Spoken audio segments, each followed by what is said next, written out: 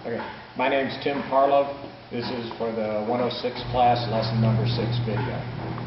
Alright, this is a class on the equipment we use in a fall arrest system. Fall arrest systems are designed to keep you safe. They allow you to work at elevated heights so you can get your job done and minimize the risk to you in case of a fall. The difference between a fall arrest system and fall protection is that a fall arrest system stops you once you've fallen. It arrests your fall. A fall protection system prevents you from falling in the first place, like a guardrail, something like that. So we're going to get into some of the equipment we use and what it's used for, what its purpose is. First off, we want to just get to the basic part of a fall arrest system, and that's our body harness. Okay, this is a basic full body harness. And any volunteers? Brent? Okay. So, first thing you want to do whenever you get one of these things out of the gang box, you're getting ready to use it, is you always want to inspect it. So, you go over it, you go over the buckles, make sure they're not bent, make sure they're not twisted or cracked. You go over the straps, make sure everything on the straps is in good working order, none of the stitching is popped, everything is put together as it's supposed to be. You want to check your rings where your buckles go, make sure none of those are broken or flared out, nothing's bent, and if everything looks good, go ahead and put it on.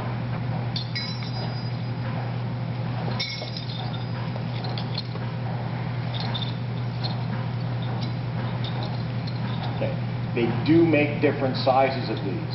So those of you who remember Shamari, okay, he would have to have a larger size of these than someone Brent's size.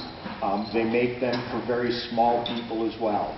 I worked with a gal who was yay tall, 90 pounds, and they had to buy a harness for her. Okay? It's the employer's responsibility to get you this type of equipment when it's needed. It's their job to purchase the equipment. They have to design the entire system, and we're going to go over that. And they have to provide you guys with training on how to use all this stuff. Okay? Your job is to follow the rules that they set forth.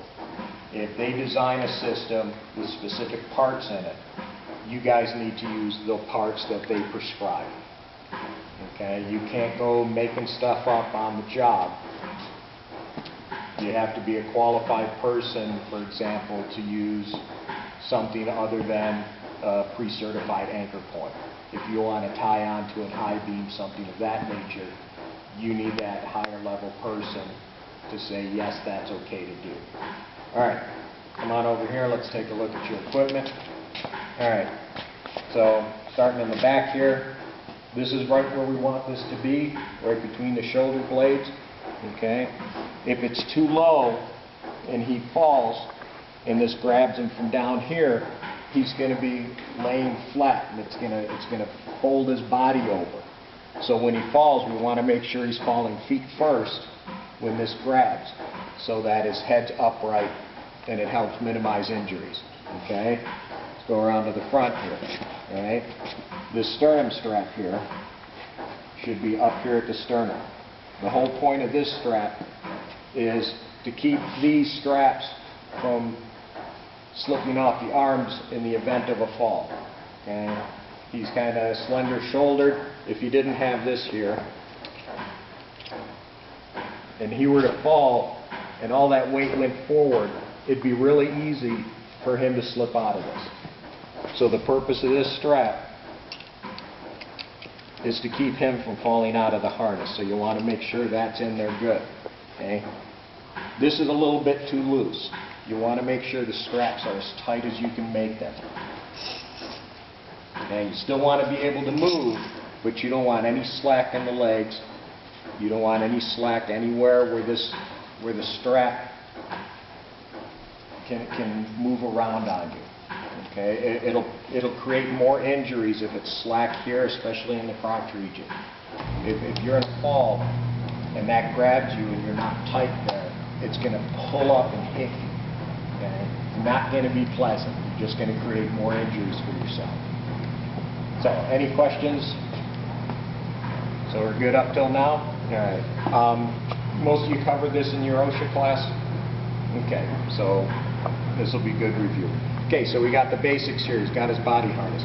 All these straps here, we want to make sure they have little stuff around here that we can take these, wrap them up, and they have little bungee straps. You get all that stuff tucked in. You don't want anything hanging out anywhere that's going to catch on to something. Alright? So that's the basic part there. Basic body harness. These guys, you want to get through the little bungee and tucked out of the way. You don't want anything that's going to snag, create a problem for you. Alright? Would you hand these out, please? Okay. This is just a basic personal fall arrest summary. It has a body harness that we just covered, and we're going to go into the lanyards next. Alright? There's all different kinds of lanyards. What a lanyard is designed to do is this is what attaches you and your body harness to the building and allows you to move around. Okay. This is a rope grab with a deceleration device. This device here is designed to slow you down in case you fall. It takes the amount of force that is transferred to your body, and instead of your body absorbing all the shock of that fall, this guy will absorb most of that. Okay, so turn around, please. This guy has a double snap hook. Okay, you covered that in your OSHA class. Okay. Just want to hook that on, and then this gets hooked onto the anchor point, okay, wherever that happens to be, and we'll go over that in a second. So here's a rope with the deceleration device. Here's a double hook.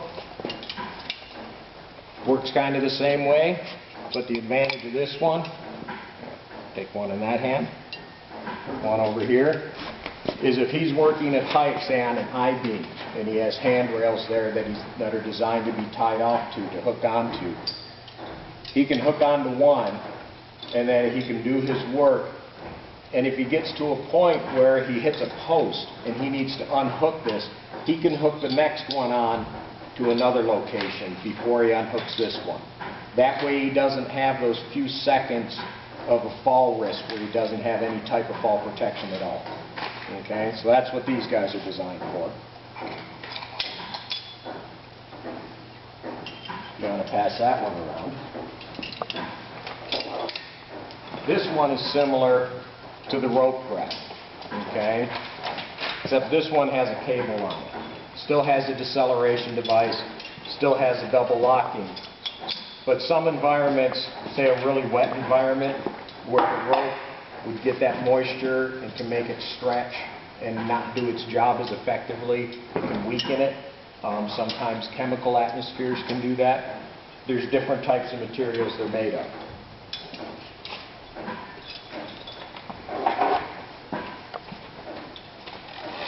This guy is a self-retracting lanyard. Okay? You hand me that hook, please. Yes, thank you.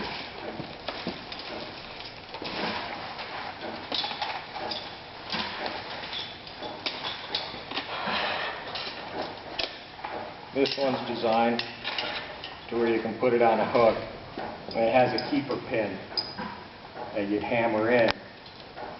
But you'd hook this up on something, back on something,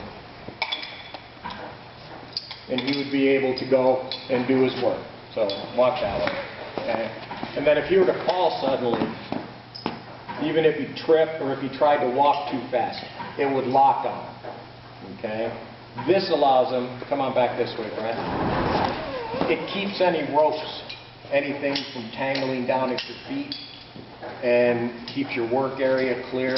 allows you to work across a wide range of area and keeps this retracted to that safe distance all the time. All right, who's been working on any of the roofs around?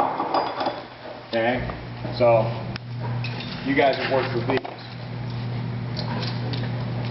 Okay, same basic idea. What you do, you take one end of the rope and you'd have it hooked to an anchor point on the rooftop. And then you would drape the rope down to where you were working. And this is the rope grab. So it's designed to where it can go loosely. And he would take, hand me one of the lanyards, the rope one. Yep. He would have this hooked onto his back. Let me turn around. This would hook onto here. And so he could do his work and have this follow along. But if he slipped and fell, there's a cam action in this. That if he fell, it would grab the rope and keep him from sliding down. Okay? There's that one. All right, any questions on the lanyards, rope grabs? There's more than just this, but these are the examples we have. Okay, now let's go on to anchorage points. Your anchor point needs to be designed either by a registered engineer, or if it's in an existing building, a qualified person can make a determination, say, hooking off to an I-beam with the appropriate equipment. He'll determine that it can withstand the amount of force that would be put onto it.